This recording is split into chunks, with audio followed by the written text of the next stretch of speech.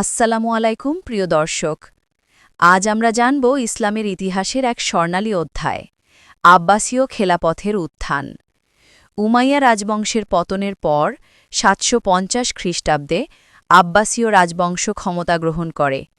তারা নবী করিম সাল্লাল্লাহু আলাইহি ওয়াসাল্লামের চাচা আব্বাস ইবনে আব্দুল মুত্তালিবের বংশধর ছিলেন। নতুন রাজধানী গড়ে তোলা হয় বাগদাদে, যা অল্প সময়েই হয়ে ওঠে বিশ্বের জ্ঞান, বিজ্ঞান ও সংস্কৃতির কেন্দ্রবিন্দু।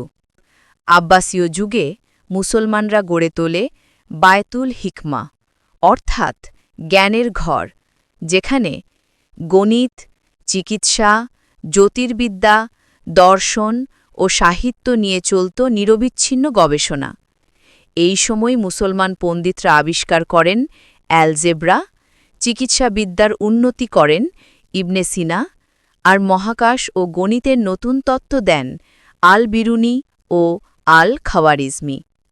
আব্বাসীয় শাসন শুধু রাজনীতি নয়, বরং জ্ঞান ও ন্যায়ের ভিত্তিতে সভ্যতার এক নতুন দিগন্ত খুলে দেয়। তবে সময়ের সাথে সাথে রাজনৈতিক বিভাজন, বিদ্রোহ ও বাইরের আক্রমণে এই স্বর্ণযুগের পতন শুরু হয়। তবুও এই যুগের অবদান আজও অম্লান, যেখান থেকে আধুনিক বিজ্ঞান ও মানব সভ্যতার অনেক ভিত্তি গড়ে উঠেছে।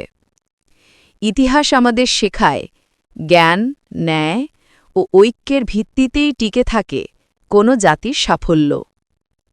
পরবর্তী পর্বে আমরা জানব ইসলামী সভ্যতার পতনের পেছনের গল্প। আল্লাহ হাফেজ।